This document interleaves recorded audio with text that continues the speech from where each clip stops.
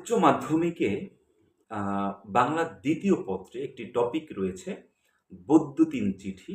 এটিকে বৈদ্যুতিক চিঠি বা ইমেইলও বলা হয়। মূলত ইমেইলের বাংলা রূপই হচ্ছে বৈদ্যুতিন চিঠি।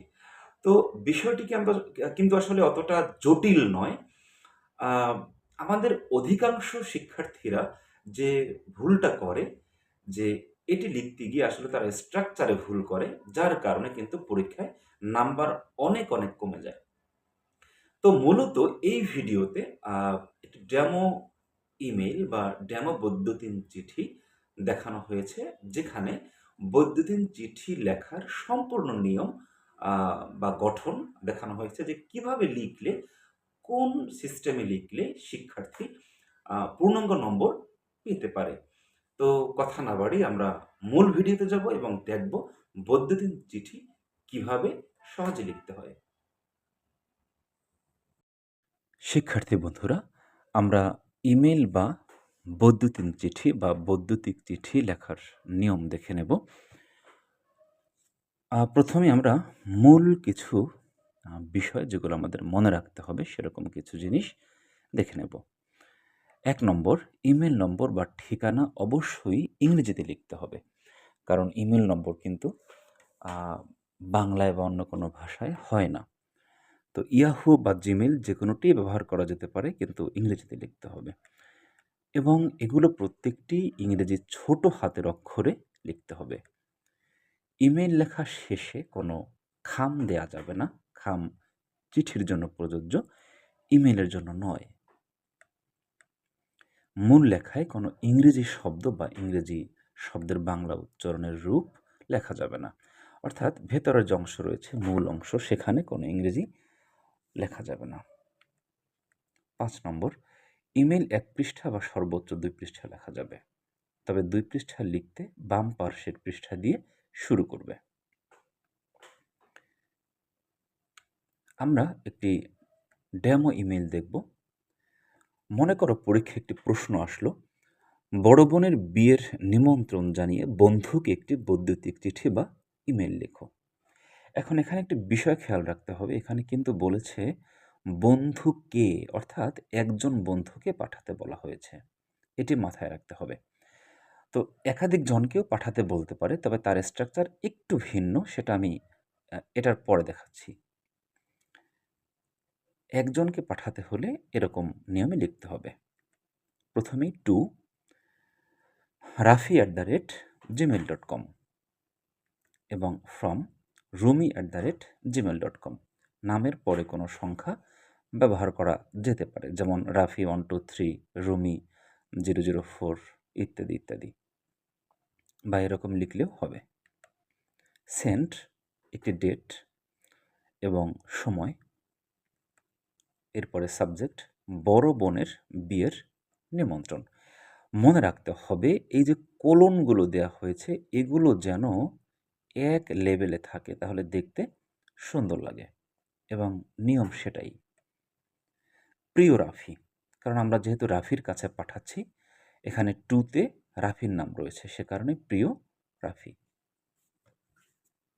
এরপরে আমরা এখানে ডট ডট দেওয়া হয়েছে, কারণ মূল স্ট্রাকচার দেখিয়েছি মূলত এই ডেমো ক্লাসে বা ডেমো ইমেইলে। এখানে এই কারণে ভিতরের অংশটুকু লিখিনি, কারণ ভিতরে যে যার বই থেকে লিখলেই হয়ে যাবে। ইতি তোমারই বন্ধু রুমি, অর্থাৎ এই ডট ডট দেয়া অংশগুলোতে মূল লেখা লেখে ইতি দিয়ে শেষ করে দিতে হবে। শেষে কিন্তু কোনো খাম ব্যবহার করা যাবে না। এই হচ্ছে যদি একজন বন্ধুকে কোনো বিষয়ে ইমেল লিখতে বলা হয়, তবে তার স্ট্রাকচার।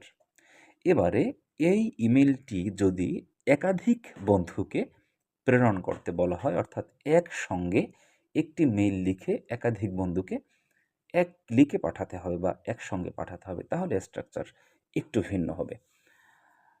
আমরা সেটি এখন দেখে নেব।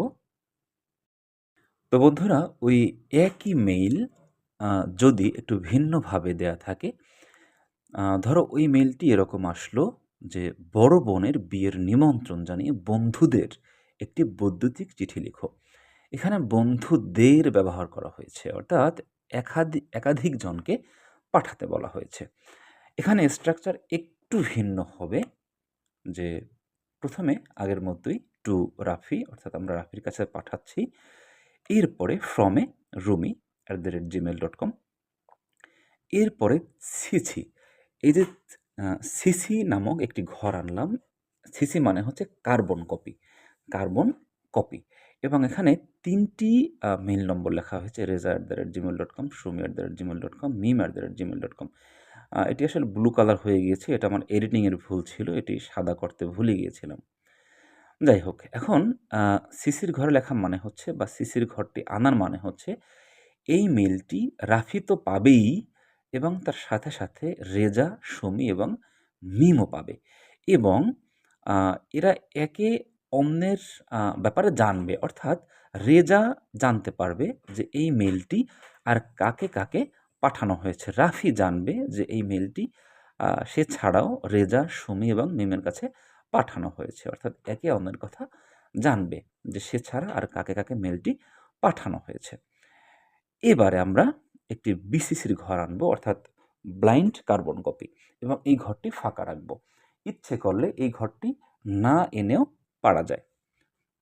এখন কথা হচ্ছে, এই নামগুলো কিন্তু বিসিসির এই ঘরে লিখলেও হবে, সেক্ষেত্রে সিসির ঘর ফাঁকা থাকবে। এখন যেমন সিসিতে লিখেছি বলে বিসিসির ঘর ফাঁকা, তুমি যদি বিসিসিতে লিখো তাহলে সিসির ঘর ফাঁকা থাকবে। আর বিসিসির ঘরে লেখার মানে হচ্ছে, যেহেতু বিসিসির মানে হচ্ছে ব্লাইন্ড কার্বন কপি, ব্লাইন্ড মানে অন্ধ, অর্থাৎ এই যে কয়জনে মেইল পাবে তারা প্রত্যেকে আলাদা আলাদা করে মেইল পাবে, কিন্তু জানবে না যে এই মেইলটি সে ছাড়া আর কাকে কাকে পাঠানো হলো। আচ্ছা, এবারে আমাদের যে করণীয় সেটি হচ্ছে সেন্ড। এখানে একটি ডেট দেওয়া হয়েছে, এখানে তুমি ইচ্ছা করলে পরীক্ষার চলমান যে সময়, ওই সময়টি দিতে পারো, এবং ডেট এবং সময় দিতে পারো, পরীক্ষার দিনের সময়। সাবজেক্ট বড় বোনের বিয়ে নিমন্ত্রণ, আগের মতোই। এরপরে প্রিয় বন্ধুরা, এখানে একটি পরিবর্তন কিন্তু এসেছে, সেটা হচ্ছে একাধিক জনকে পাঠাতে হলে, যেহেতু আমরা আগে লিখেছিলাম কিন্তু প্রিয় রাফি এখানে, তাই না? কারণ রাফির কাছে লিখছিলাম তখন শুধু একজন বন্ধুর কাছে, এখন কিন্তু একাধিক বন্ধু, সে কারণে এখানে লেখা হয়েছে প্রিয় বন্ধুরা। এরপরে আগের মতোই ডট ডট দিয়ে আমি জাস্ট স্ট্রাকচারটি দেখিয়েছি, যে এখানে তুমি তোমার মতো বই থেকে দেখে নেবে। এরপরে সেম আগের মতো ইতি তোমারই বন্ধু রুমি। আচ্ছা, যেহেতু তুমি রুমি, তুমি পাঠাচ্ছ, ফর্মে তোমার নাম রয়েছে। তো বন্ধুরা, এই ছিল মূলত ইমেইল। এরকম করে যদি তুমি ইমেইল লিখতে পারো, তবে সেক্ষেত্রে আশা করা যায় তুমি সম্পূর্ণ মার্কস ক্যারি করতে পারবে। আরেকটি বিষয়, যে এই যে কোলনগুলো রয়েছে, to, from, CC, BCC, send, subject, এরপরে যে কোলন চিহ্নগুলো রয়েছে, এগুলো যেন বরাবর হয়, একেবারে সোজা একটার নিচে আর একটা হয়, কারণ এটাও কিন্তু একটা স্মার্টনেস। এক্ষেত্রে একটু একটু ভুল হলে কিন্তু নম্বর কাটা যেতে পারে। তো ধন্যবাদ বন্ধুরা, এতক্ষণ সাথে থাকার জন্য সবাইকে অসংখ্য ধন্যবাদ। যদি ভিডিওটি ভালো লাগে তবে চ্যানেলটি সাবস্ক্রাইব করে সাথে থাকবে। এরকম তোমাদের পাঠ্য অনেক ভিডিও পরবর্তীতে আসতে থাকবে ইনশাল্লাহ। পূর্বেও অনেক ভিডিও আছে, সেগুলো তোমরা দেখতে পারো। সবার জন্য শুভকামনা।